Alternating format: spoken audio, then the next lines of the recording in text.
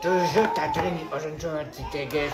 Dobrý deň, ja som prišla pre... Jonáš, nekop mu tú lobdu do hlavy, lebo ja ti ju kopnem.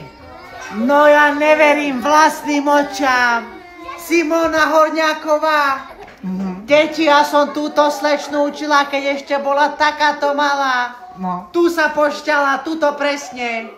Pamäť ako slon. No a ty sa nevieš dosť ukázať, jak je rok dlhý?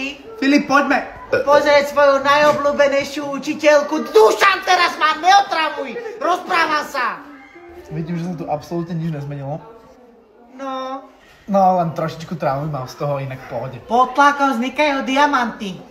Filip! A majú to si vie tak ugrknúť, že ale sa zatrasú aj steny všetky. Ja som vás len pripravovala na život. A pani kuchárka s tými prevismihom palejúcimi stále to robí? Pani kuchárka?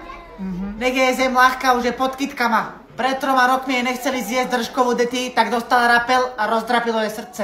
Ona nebola vôbec taký nervózny typ, vôbec. No a teraz máme to zjedené. To je taká bomba. Filip, ty ma nebudeš počúvať?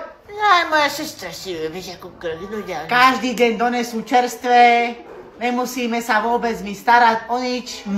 Ale hlavné, deti to jedia a ja už nemusím vysvetľovať rodičom, prečo ich márujem toľko. Vy ste naozaj že špička v tom, čo robíte. Filip! Simonka, ja sa tu ešte rozprávam. Ja nebudem moja sestra rozprávať. Filip! Dobre, pani učiteľka, už idem. Ja som Simonka, najväčšia špica.